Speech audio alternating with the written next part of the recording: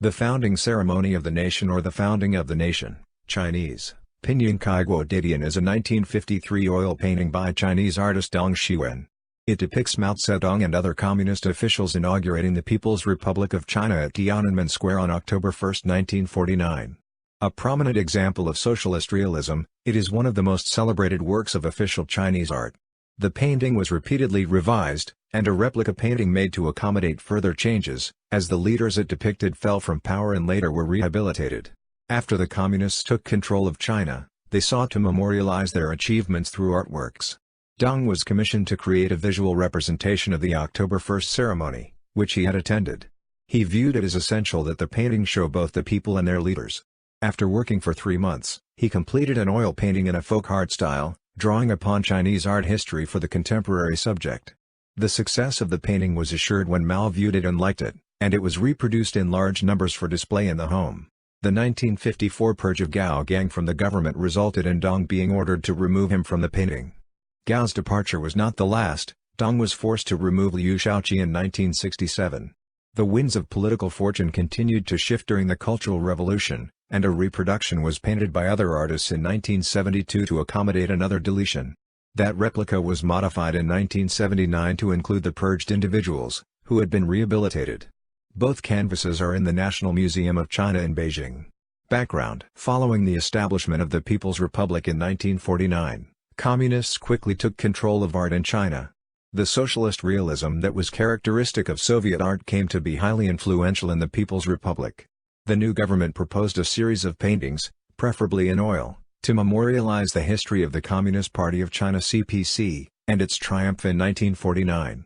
To this end, in December 1950, arts official Wang Yeqiu proposed to Deputy Minister of Culture Zhou Yang that there be an art exhibition the following year to commemorate the 30th anniversary of the founding of the party in China. Wang had toured the Soviet Union and observed its art, with which he was greatly impressed, and he proposed that sculptures and paintings be exhibited depicting the CPC's history, for eventual inclusion in the planned Museum of the Chinese Revolution. Even before gaining full control of the country, the CPC had used art as propaganda, a technique especially effective as much of the Chinese population was then illiterate. Wang's proposal was preliminarily approved in March 1951, and a committee, including the art critic and official Zhang Feng, was appointed to seek suitable artists.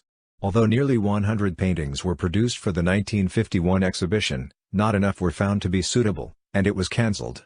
The use of oil paintings to memorialize events and make a political statement was not new. 19th-century examples include John Trumbull's paintings for the United States Capitol 1817-1821 and Jacques-Louis David's The Coronation of Napoleon 1807.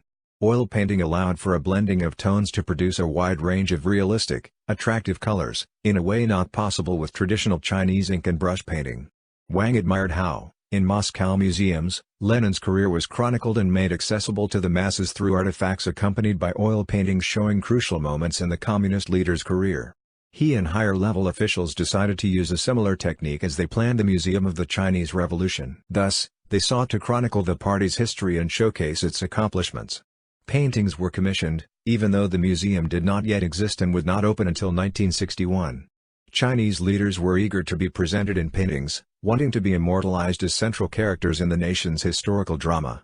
None of the works initially obtained for the museum depicted the crowning moment of the revolution, the ceremony at Tiananmen Square on October 1, 1949, when Mao Zedong proclaimed the People's Republic. Officials deemed such a work essential.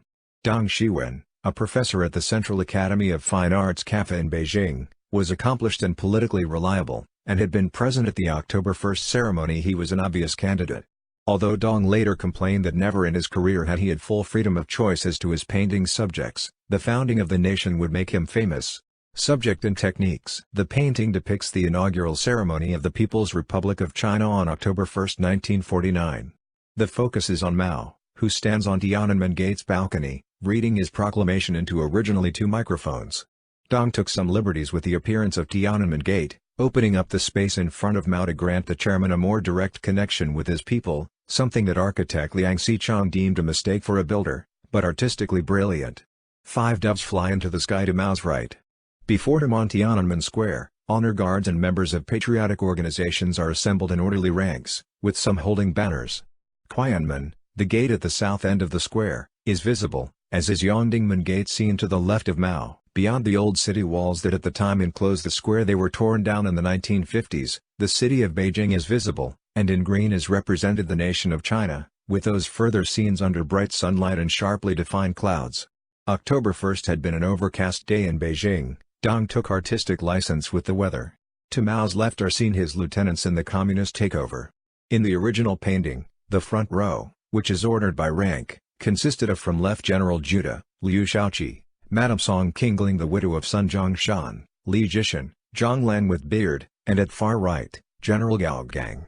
Zhou Enlai was furthest left in the second row, and beside him were Dong Baiwu, two men whose identities are uncertain, and furthest right, Guo Moruo. Lin Bok was furthest left in the third row. The leaders congregate close to each other, while remaining a respectful distance from Mao. This emphasizes his primacy, as does the fact that he is depicted as taller than his lieutenants. The point of view of the observer is well back on the balcony, from which most of the square would be obscured by the floor. Rather than show only Mao and sky, Dong manipulated the perspective, raising the horizon and intensifying the foreshortening of the balcony. Necessarily, only the officials and not the crowd below are represented as individuals. Art historian Wu Heng wrote that the parading masses in the square derive strength from a collective anonymity. The combination of the two above and below, the leaders and the people, constitutes a comprehensive representation of New China. Mao and his officials are surrounded by lanterns, symbols of prosperity. The chrysanthemums on either side symbolize longevity. The doves represent peace restored to a nation long racked by war. The new five-star flag of China, rising over the people, represents the end of the feudal system and the rebirth of the nation as the People's Republic. Mao, who is presented as a statesman, not as the revolutionary leader he was during the conflict, faces Qianmen, aligning himself along Beijing's old imperial north-south axis, symbolizing his authority. The chairman is at the center of multiple, concentric circles in the painting, with the innermost formed by the front row of his comrades, another by the people in the square, and the outermost the old city walls. Surrounding them are the sunlit scenes, envisioning a glorious future for China with Mao the heart of the nation. Although Dong had been trained in Western painting, he chose a folk art style for the founding of the nation, using bright, contrasting colors in a manner similar to that in New Year's prints popular in China. He stated in 1953, "The Chinese people like bright, intense colors." This convention is in line with the theme of the founding ceremony of the nation.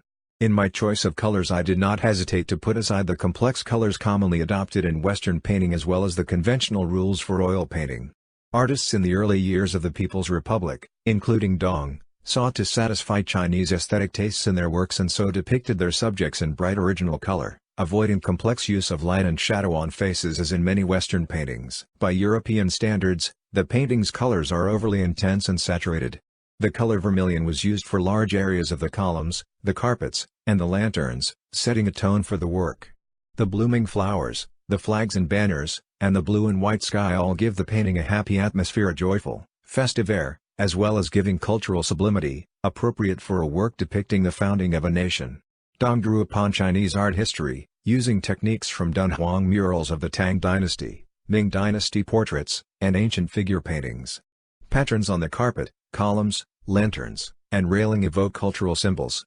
The colors of the painting are reminiscent of crudely printed rural woodcuts. This is emphasized by the black outlines of a number of objects, including the pillars and stone railing, as those outlines are characteristic of such woodcuts.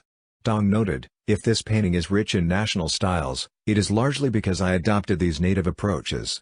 Composition. The founding of the nation was one of several paintings commissioned for the new Museum of the Chinese Revolution from faculty members at CAFA. Two of these, Luo Gongliu's tunnel warfare and Wang Shikuo's sending him off to the army, were completed in 1951. The founding of the nation was finished the following year. These commissions were regarded as from the government and were highly prestigious. State assistance, such as access to archives, was available. At the time CAFA chose Dong, he was painting workers at the Shijingshan power plant outside Beijing. Dong reviewed the photographs of the event, but found them unsatisfactory as none showed both the leaders and the people gathered in the square below, which he felt was necessary. He created a postcard-size sketch, but was dissatisfied with it, feeling it did not capture the grandeur of the occasion. Taking advice from other artists, Dong made adjustments to his plan. Dong rented a small room in western Beijing above a store selling soy sauce.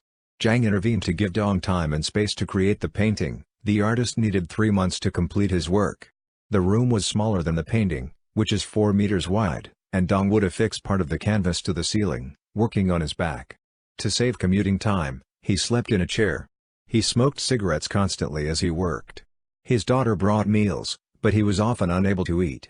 Once the painting was underway, several of Dong's colleagues, including oil painter I Thongshin Zh, came to visit. They decided that the figure of Mao, the central one of the painting, was not tall enough. Dong removed the figure of Mao from the canvas, and painted him again, increasing his height by just under an inch 2.54 centimeters. In painting the sky and the pillars, Dong used a pen and brush, as if doing a traditional Chinese painting. He depicted the clothing in detail. Madame Song wears gloves showing flowers, while Zhang Lan's silk robe appears carefully ironed for the momentous day. Dong used sawdust to enhance the texture of the carpet on which Mao stands. He painted the marble railing as yellowish rather than white, thus emphasizing the age of the Chinese nation. The leaders in the painting were asked to examine their portraits for accuracy, reception and prominence. When the painting was unveiled in 1953, most Chinese critics were enthusiastic.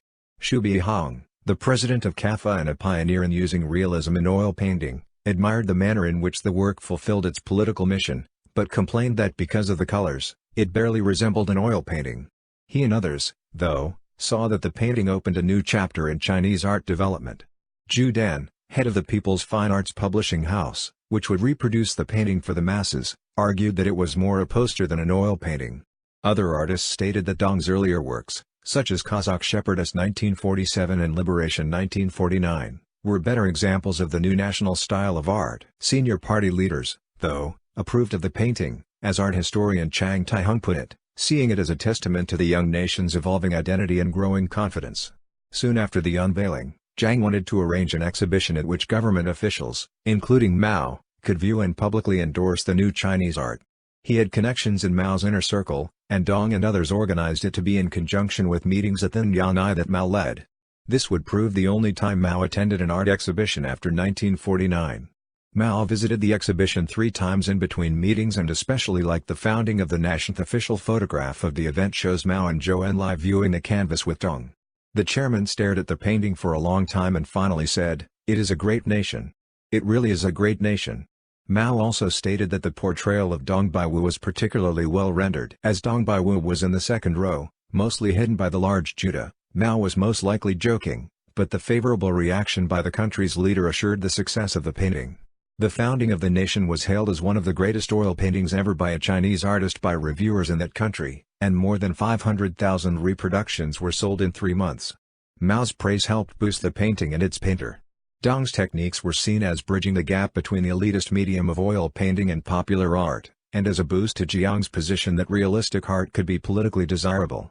It was reproduced in primary and secondary school textbooks. The painting appeared on the front page of People's Daily in September 1953, and became an officially approved interior decoration. One English-language magazine published by the Chinese government for distribution abroad showed a model family in a modern apartment, with a large poster of the founding of the nation on the wall. According to Chang Tai-hung, the painting became a celebrated propaganda piece. Later history and political changes. In February 1954, Gao Gang, the head of the State Planning Council, was purged from government. He killed himself only months later. His presence in the painting immediately on Mao's left placed arts officials in a quandary. Given its popularity among officials and the people, the founding of the nation had to be shown at the Second National Arts Exhibition 1955, but it was unthinkable that Gao, deemed a traitor, should be depicted. Accordingly, Dong was ordered to remove Gao from the painting, which he did. In erasing Gao, Dong expanded the basket of pink chrysanthemums which stands at the official's feet, and completed the depiction of Yongdingmen Gate, in the original scene only in part behind Gao. He was forced to expand the section of sky seen above the people assembled in Tiananmen Square, which affected the placement of Mao as the center of attention. He compensated for this, to some extent, by adding 2 more microphones to Mao's right. Julia Andrews, in her book on the Art of the People's Republic, suggested that Dong's solution was not entirely satisfactory as the microphones dominate the center of the painting, and Mao is diminished by the expanded space around him. The modified painting was shown in the 1955 exhibition, and in 1958 in Moscow. Although the painting was later altered again and does not exist in this form, this version is the one most commonly reproduced. When the Museum of the Chinese Revolution opened on Tiananmen Square in 1961, The painting was displayed on a huge wall in the gallery devoted to the Communist triumph, but in 1966, during the Cultural Revolution, radicals shut down the museum, and it remained closed until 1969.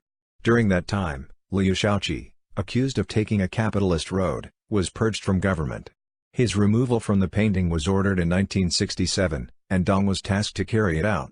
Dong had suffered during the Cultural Revolution. Accused of being a rightist, he was expelled from the party for 2 years, sent to a rural work camp, and then was rehabilitated by being made to labor as a steel worker. Dong's task was difficult, as Liu was one of the most prominent figures in the first row, standing to the left of Madame Song. Officials wanted Liu replaced with Lin Biao, much in Mao's favor at the time.